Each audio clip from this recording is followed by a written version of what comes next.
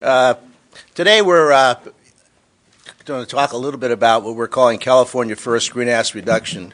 It's a package of bills that we are introducing as Senate Democrats. The authors of the bills are behind me.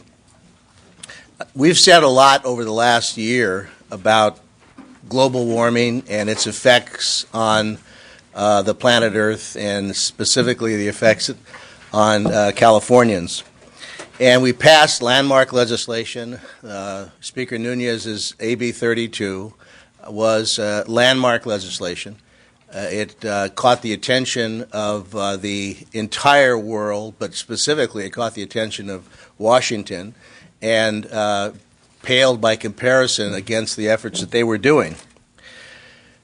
But the longer we look at this problem, and more clearly it comes into focus, it is a huge problem for us. And what we're trying to do with this particular package of bills are things that can be done now. Now, we've heard the frightening stories about the melting of the ice caps, that if the oceans rise by even so much, it could completely change the contour of the state of California, assuming an earthquake hasn't done it previously. We could have, it could affect our entire agriculture. We might be growing different crops, which would be a shock to people who are growing grapes right now, and a shock to a lot of us that drink the grapes. But there are all kinds of implications, but we are still at an academic level of discussion. So what we really need to do is take advantage of what AB 32 did. What that bill did was clang the bell loudly. And subsequent to that, over the last 6 months, 8 months, from Al Gore to the Comedy Channel, there's been a lot of talk about this issue, a lot of talk about global issues. I believe the case has finally been made. There are very few naysayers about this any longer. But unfortunately, the discussion can get bogged down on things like market mechanisms, whatever that means. The Speaker's bill allows for market mechanisms, but there are a set of standards by which the regulators will be guided to that.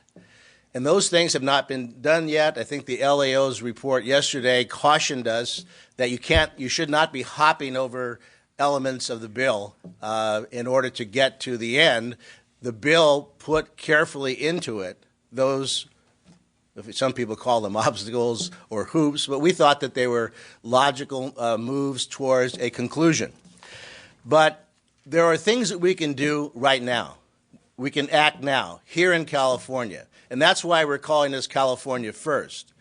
Because as much as we are sensitive now to what's going on globally and the impacts, and perhaps things can be done if you have a forest in Brazil that can do something called carbon trading. The real issue is, and I've brought a visual aid, how to get this stuff out of the air. This came out of California's. This is an emission from a truck, a tractor trailer working at the port of, well, I'm not going to tell you which port. Whoops. I went a long way to borrow it. This is what children in bad school buses are inhaling.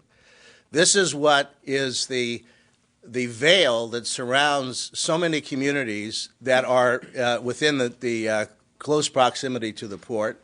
And in fact, any urbanized freeway, this kind of emission is being spewed. This is a tailpipe emission.